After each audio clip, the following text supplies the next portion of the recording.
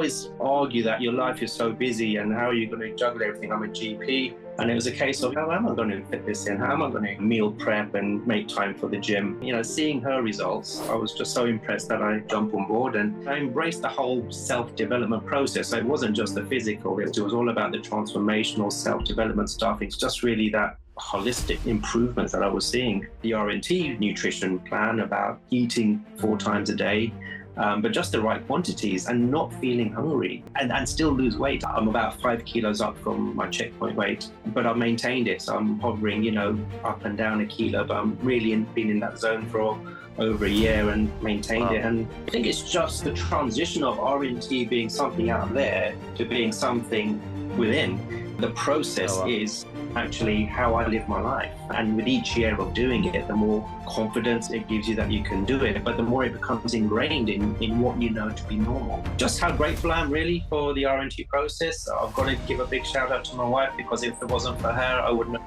done it. Okay, so Satesh, take me back to 2021.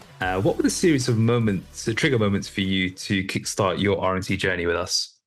Yeah, so back in 2021, it was my wife, Nitu, who initially joined R&T. It's not something I'd heard of before, but she completely immersed herself into the process. I saw her prepping her meals and going to the gym a lot more and making sure she was getting her steps and counting her steps. And she did incredibly well. So this was just kind of lockdown time, which we know a lot of people suffered with. She admits that, she put on a significant amount of weight. And, with the R&T process, she lost, 20 kilograms, within a year, which was amazing. And so when it came to her renewing at the end of 2021, beginning of 2022, she kind of jokingly said to me, why don't you jump in as well? And it was always that challenge where how can you always argue that your life is so busy and how are you going to juggle everything? I'm a GP, I have a long working day. I've got a few other kind of lead roles outside of my GP work as well, clinically. And it was a case of, how am I going to fit this in? How am I going to, meal prep and make time for the gym?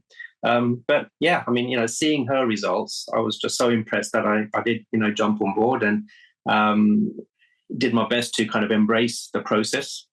Nitu and I would start off meal prepping together, which kind of helped because it wasn't something I was familiar with.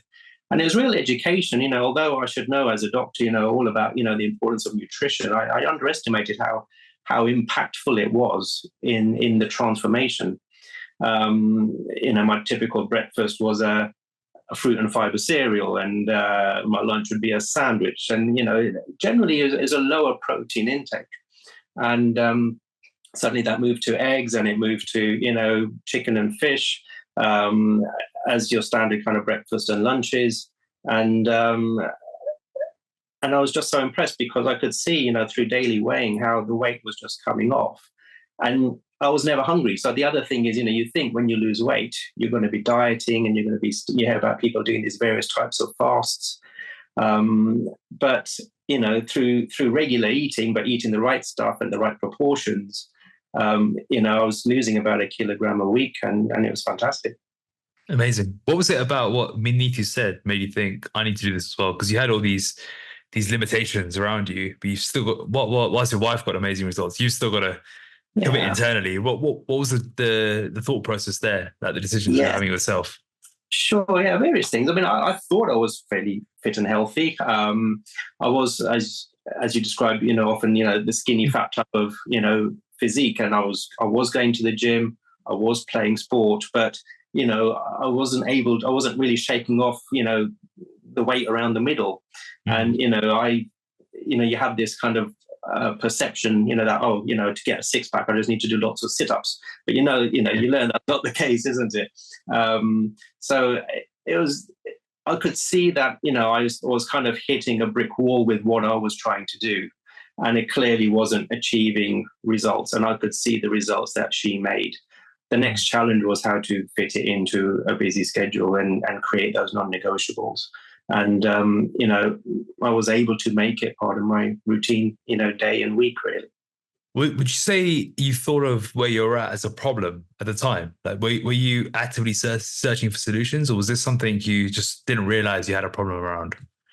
I've always had a bit of a high cholesterol, and Okay. I think that's probably like a genetic thing, to be honest. And so I was always trying to work on that anyway, through trying to eat healthy, through trying to be more aware of the importance of exercise, and obviously practice what I preach to my patients.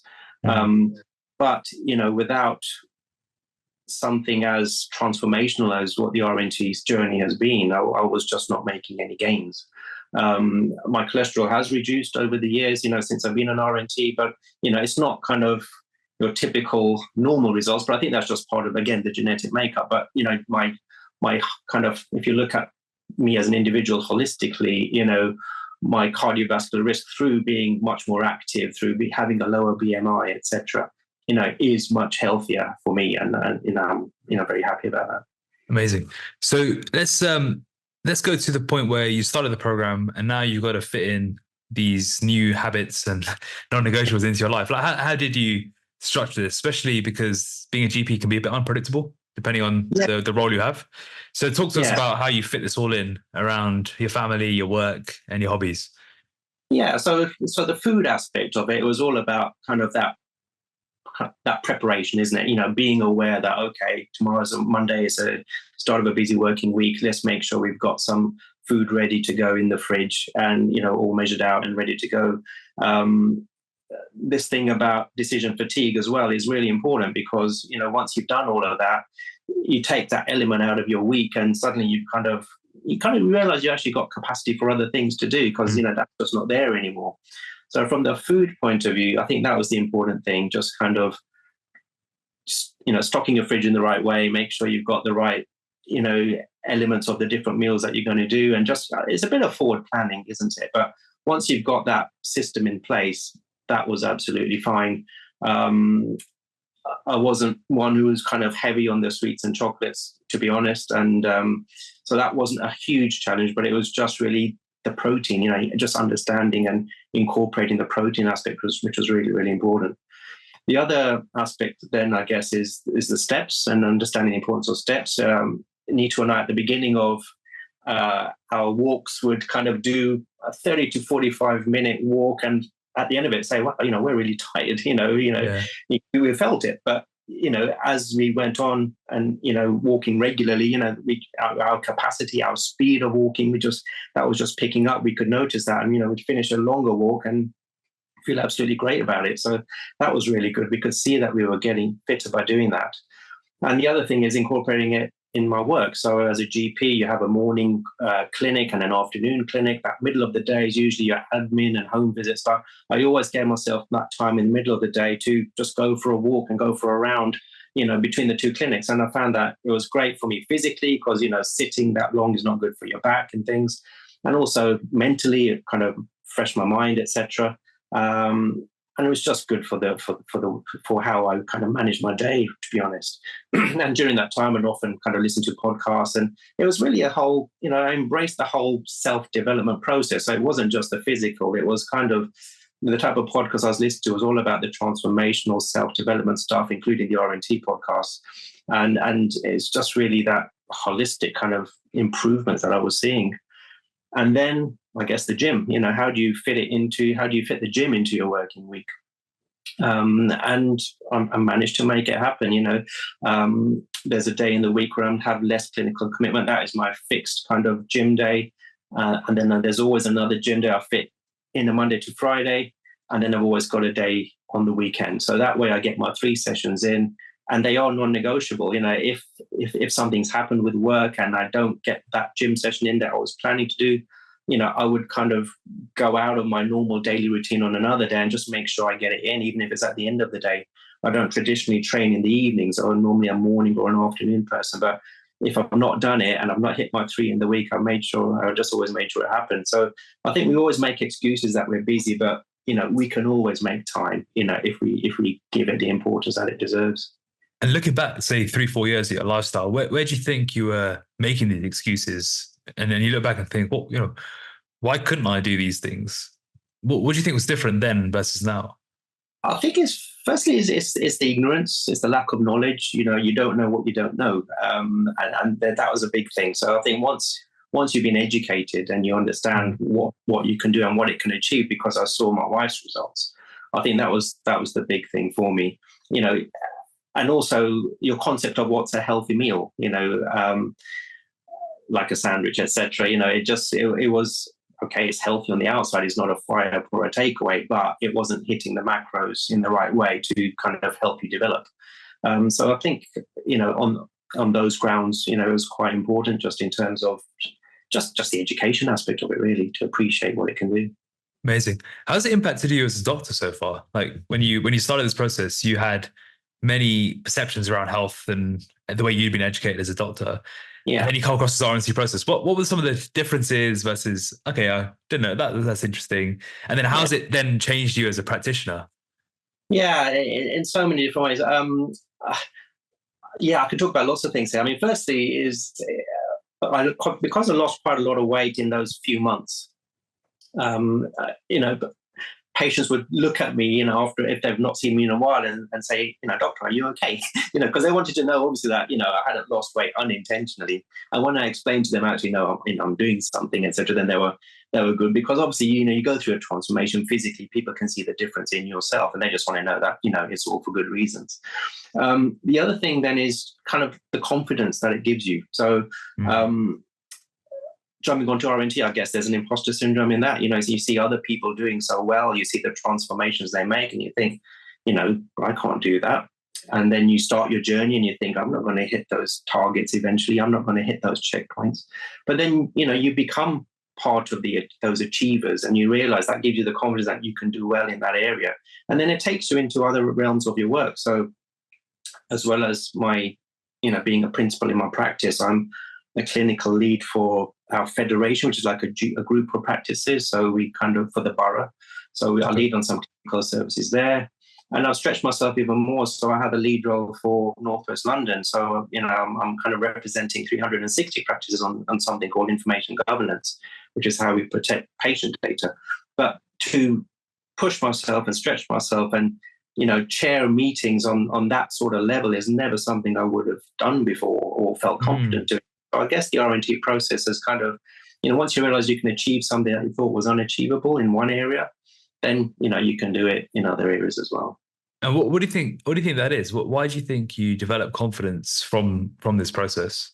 I mean, there is the vein aspect, the aesthetic aspect. I always, the idea of having a six pack, through what I was doing before wasn't happening anyway. And once you start getting that, once you start going on holidays and feeling good, on the beach, by the pool, you gain a confidence there. People look at you, comment on you, and, compliment you, that, say you look good, etc. So there is that aspect, in terms of what you're getting feedback from other people. But it's also, more importantly, the confidence you give yourself that you can do this, you can achieve this, you can put in these non-negotiables into your working busy week, however busy it is. And even on holiday, my wife laughs now, because one of the criteria for the hotel is, has it got a good gym? That's a big thing for me now. I'll always peel off for an hour or so and get my gym session in, even on holiday. So I'm very proud that I've been able to do it. But this wouldn't have been me a few years ago. Amazing. So you lost the weight really, really well, and then the reason why I thought your story was particularly interesting is you managed to keep the weight off in a really good way. You look at your progress pictures now, and you're not far off from your leanest. And, with a good focused 6 to 8 week period, you could be pretty much photo shoot ready, which is a great place to be. And it seems like it's happened in a way where you now feel that this is very sustainable and it's sort of falling into place now. Talk us through the journey of going from losing the weight to keeping it off, because that is the hardest bit of this journey. Like, most people struggle with the yo-yoing and rebounding and gaining the weight back, and we really put an emphasis on this. So I'd like to really dive into how you translated the shape of your life to now a shape for life solution. What do you think have been the top 3 keys there? Or maybe you just discuss the journey. Yeah, no, absolutely. I mean, I think the initial hitting of the checkpoint is hard, because it's all new and it's raw, and you're kind of putting in processes in place, and you're losing the weight, and once you hit that checkpoint, because I'd only had 4 months of, real gym time with it, I did feel there's a lot more development to be done kind of physically in myself in terms of muscle gain. So, but by that checkpoint, obviously you've got the formula, you've got the means by which to do it. The question then is, can you, as you say, can you sustain it? And I think that what helps me is, my work pattern is, generally Monday to Friday is work. So there's not a lot of socials going on, or in terms of eating out. So that your Monday to Friday is always going to be quite good. As long as you get your meal prepared and you fit in your gym time, that's fine. And then you get your weekends. And I was always very conscious not to let the RNT process let me spoil my enjoyment of occasions in terms of, eating differently to what other people are eating. For example, I know some of your RNTers have mentioned on their podcast, that they would sometimes, go away and eat something different. But I was really conscious that I didn't want to do that. And through the fact that my Monday to Friday was quite regular, it allowed me to have that little bit of leeway. And yes, weighing yourself every day, sometimes you see that little blip on the scales on the Saturday and Sunday. But, you create that confidence in yourself that, okay, I know the week's going to be disciplined, and I'm going to rein it back in again. So for me, that was a big part of kind of the lifestyle solution, is that, not losing out on what you would feel is the enjoyment of, social occasions. And the job allows me to do that in many ways. I think the other thing that was important is kind of a relationship with alcohol. I would, on a social occasion, and I have a few more drinks than I might do now, but I could see the effect it was having in terms of, how fresh you feel the next day, and how you feel when you're in the gym, when you're a bit more tired after a few drinks. And, in the end, you just realize, actually, what am I doing? You can still have a good evening, but, don't let it impact or spoil your next day. Make the most of the next day, make the most of each day. So I think that was all part of the kind of the self-development stuff that I was doing during that time. It was appreciating that, you can still enjoy yourself, but not at the cost of, causing any impact negatively, on what you do, going forwards. Alcohol is a big one that comes up as a bottleneck for many people's journeys. Yeah. Describe your relationship with it before and then after. Yeah. So, weddings, parties, easily, pint or two, few vodkas, tequila or two, whatever it takes, it's been a while since. What do you mean by that? Whatever it takes, out of interest. You just kind of get yourself completely immersed in what's going on. Yeah. You're with, I have loved ones who, would happily sit and drink more than I would normally be comfortable sitting and drinking. So, this was the norm in terms of what you see. So I felt that it was quite normal to do that on, for example, an occasion that was for celebrating. So that was how I was before. But then once you start embracing the RNT process and the journey about, and to keep the fitness levels going, there's always going to be a downside to those heavier, alcohol sessions. They were infrequent, don't get me wrong, I wasn't a regular drinker. But when I did do it, just the knowledge of how it impacts you the next day, and how much of the next day you feel you wasted, whether it's training or whether it's just something else, spending time with your family. I just was conscious to kind of work on that and rein it in. But I haven't stopped drinking, but my relationship with alcohol is one where, I would still enjoy myself and not impact, or do my best not to impact the next day. Do you think you've changed your identity in the last few years? Yeah, yes. I mean, I would say so. In terms of, I think lots of things come into play in that, because going through the process, immersing yourself in the self-development process, as I say, with the podcast and things that you listen to, you do change as a person. Of course, we go through life events as well, which are challenging, and adversity, does create development, doesn't it? In other aspects of your life.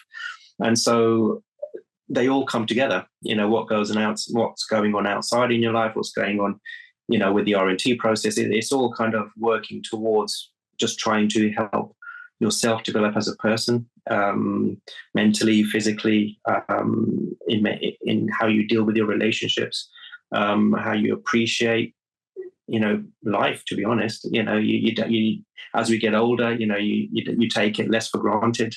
I'm 50 next year, so it's just a case of you realize, maybe your time on this earth is less than what you've had already. So, that's quite important, quite a sobering thought, isn't it? In terms of, let's make the most of the process and be as healthy as we can for as long as we can. If you think back to some of your habits from before, which bad habits have you had to work hard to get rid of that, if you didn't work on, would have let you experience that death by a thousand cuts where you just sort of end up back at square one? Yeah, I think, as I mentioned before, the education about the nutrition was really, really important. So, I would have slipped back quite easily into kind of lower protein intakes. The just indulging more in quantities of food. The idea of buffets, now it just completely puts me off.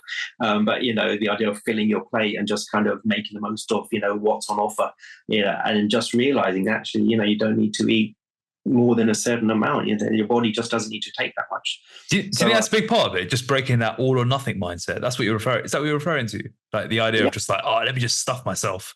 Yeah.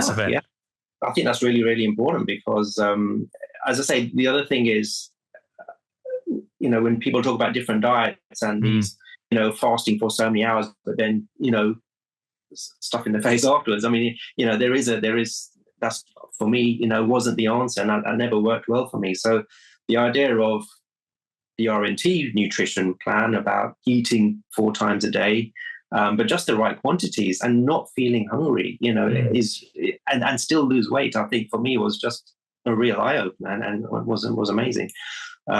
So yeah, I mean, absolutely. You learn that your body just doesn't need more than a certain amount of food, and before that, I hadn't appreciated that.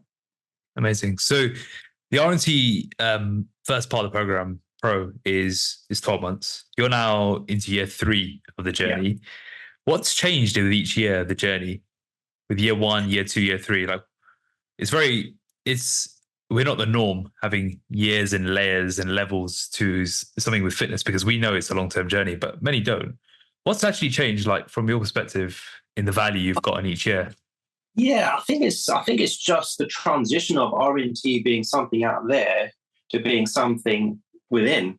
The process is actually how I live my life, and I think for me that's really important. So it's just in the incorporation of your way of life, I think, and with each year of doing it, the more confidence, I guess, it gives you that you can do it, but the more it becomes ingrained in what you know to be normal. I think that's quite important. So I think from year 1 to year 3, the ability to appreciate the formula of eating right, exercising well, walking regularly, just becomes more ingrained in your DNA. I think that's the thing that embeds itself year on year on year, which is why I've kind of kept, the subscriptions and the membership, because, you can't really put a price on your health, and you realize that, the cost of dealing with complications of health is much greater through whether it's financially or in other ways as well. So, let's not kind of underestimate the value of your health, because, we know when you don't have it, then, your life is dramatically different. So it was a case of appreciating that, I need to just try to be as healthy as I can be for as long as I can be. And as I say, with each successive year, I think the idea of being part of RNT was it kept me accountable to myself, because I always knew I had, Ivan's my coach, so he's always there at the end of the line in terms of going through ideas and just looking at my videos. I mean, even on year 3, he's still, I still have improvements to make in my exercise technique, and I appreciate that. So I appreciate that I'm getting that feedback that I need to adjust here or adjust there. We shouldn't think that even by doing a year that, okay, I can jump off RNT and do it myself, because human nature is such that we will slip. Other things come in. And I think the idea of keeping with RNT is maintaining that accountability to ourselves. And that's the value I saw in it. And that's why I've kept going. Out of interest, when you lost the weight, what did you change internally as your goal? Do you have a goal of like, this is what I want to achieve now? And how did you conceptualize that? Because it can Yeah. be a little bit more intangible. You're absolutely right. I mean, and looking at the initial, how a lot of people have done their journey post checkpoint, they're putting on a lot of fluff and really, pushing hard in the gym and then doing a significant, cut if they want to do a second photo shoot, for example. That wasn't something that was personally fitting in with myself. I was just so pleased that I created the transformation I did and the confidence it gave me, going on holiday and, being in your swimming trunks. I wanted to keep that. I didn't want to lose that. So, I may not be as chiseled as I was in my first photo shoot, but, I still wanted to have that kind of, I guess, that kind of aesthetic, in terms of how I felt about myself and the confidence that it gave me as a result. So I think that's what kept me kind of on the leaner side, and as you say, not as challenging to get to a next checkpoint if I wanted to do that. So for me, yeah, it was a case of just trying to maintain the look that I had achieved, but I was aware that I couldn't maintain the complete, CTP weight because that was, too low to sustain. I'm about 5 kilos up from my checkpoint weight. But I've maintained it. So I'm hovering, up and down a kilo, but I'm really been in that zone for over a year and maintained it and feel very comfortable I can maintain it. I mentioned those blips on the weekend, but I know I can rein it in the week. And that's the confidence that it gives me. It's just that it does feel like a lifestyle solution now. So you stayed around 7-8% within your checkpoint weight for over a year. Yeah. That's impressive. No, I'm really pleased. I'm really pleased because, as I said, the formula works, and I have so much faith and confidence in the formula working. And as I say, keeping myself accountable, keeping myself going to the gym and fitting it into my routine. You can imagine in year 3, people might get bored, I guess, with going to the gym. But, for me, it's never been the case. I zone out on my podcast. I'm listening to things as in a way that the exercise becomes the second thing. And while I'm doing, while I'm listening to something, it's like autopilot. Yeah. But I'm still pushing. I'm still working hard in the gym. You see groups of people in the gym kind of talking while they're exercising to their friends and, having a joke afterwards. But, I'm spent, at the end of each set, and I need a good 2 minutes recovery between each set. And I'm about 90 minutes in the gym in total. So that's, for me, I've maintained that, and I'm really proud that I managed to keep that going. One thing you said to me, I remember it was at the 5-year anniversary party. You said to me something, I'm butchering your words, but you said something like, if you can integrate RNT into the NHS somehow, would save a lot of money and would save a lot of lives. What do you now 2 years on nearly since then? Yeah. What do you think that looks like in terms of, let's say, for example, you were in charge of this. What does that look like to you? Well, I think it's the importance of prevention. Yeah. So this is all about health promotion. It's all about primary prevention. Let's look after ourselves before we get complications. How much money is wasted in the NHS dealing with, the consequences of obesity and smoking and all the cardiovascular metabolic disease that comes from that, through diabetes. How expensive are these drugs? I see patients, who you just look at them and you do your best to advise them. And, despite that, they're obviously lacking certain motivations or certain reasons why they can't, see what I'm trying to explain to them. And they're on a trajectory, aren't they? And you're doing your best to work on them.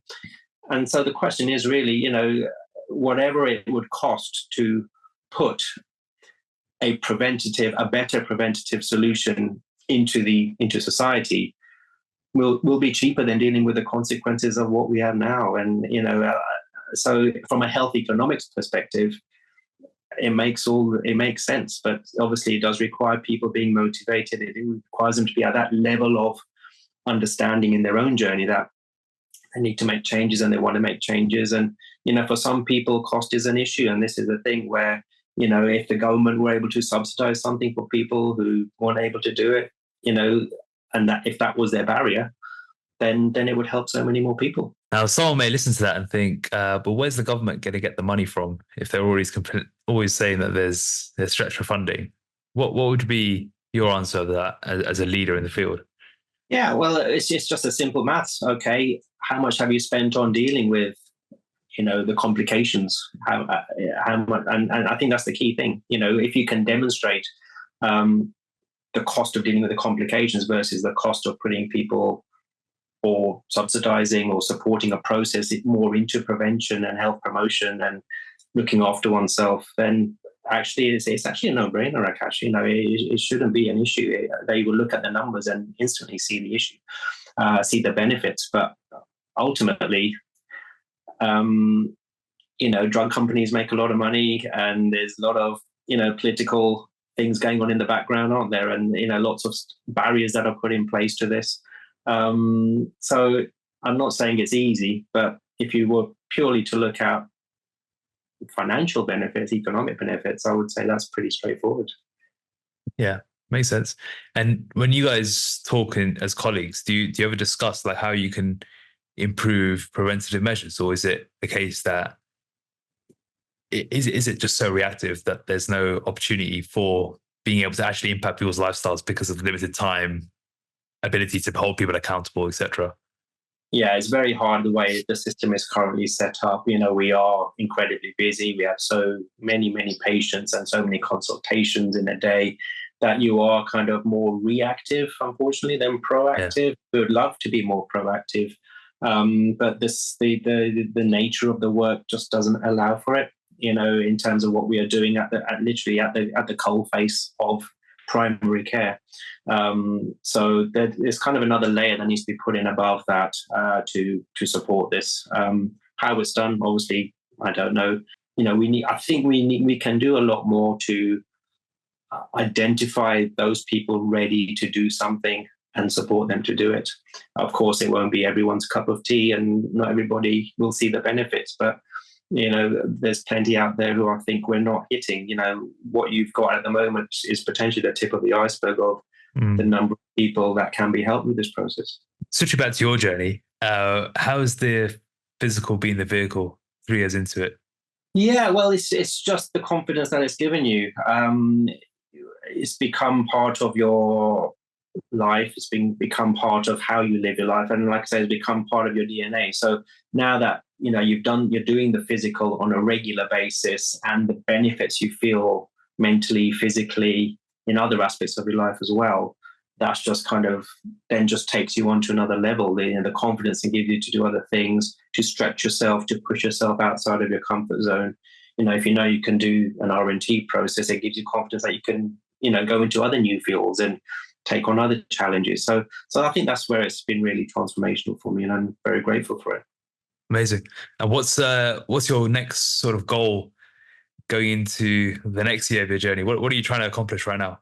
Yeah, so I was one of the early subscribers to year 3, and part of that was a coaching call with my coach.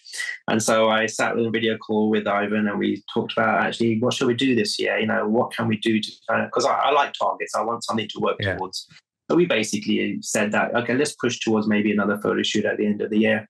Let's work really hard in the gym. Let's just get everything going, and keep the training going till then. And I'm kind of excited to see, how it will look my next cut, to be honest. So is that because of the big 50? Partly, yeah. It's all coming together, isn't it?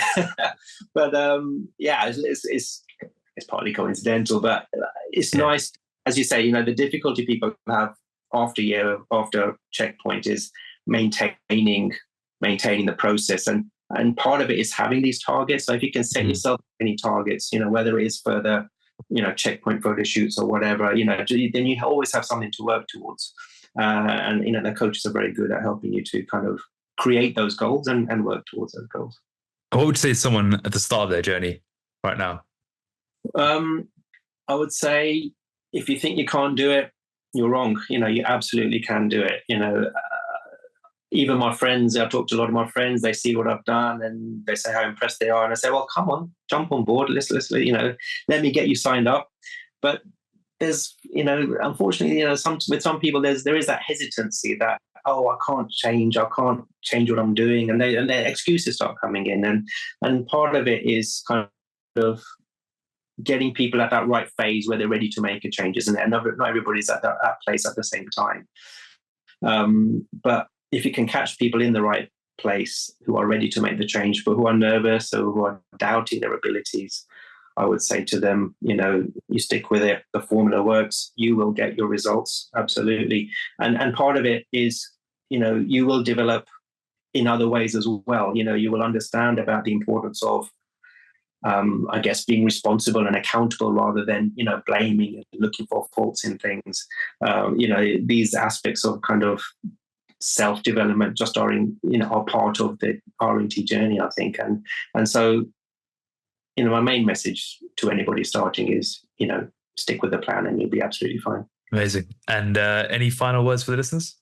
Just how grateful I am really for the R&T process. I've got to give a big shout out to my wife, because if it wasn't for her, I wouldn't have done it. So, she showed me the way. She is the early adopter of my family. So she absolutely, amazing, got me on. So grateful to her, grateful to you and the team for, what you're doing, and keep it going, and, long may it continue. Thank you. Appreciate your honesty and sharing your journey.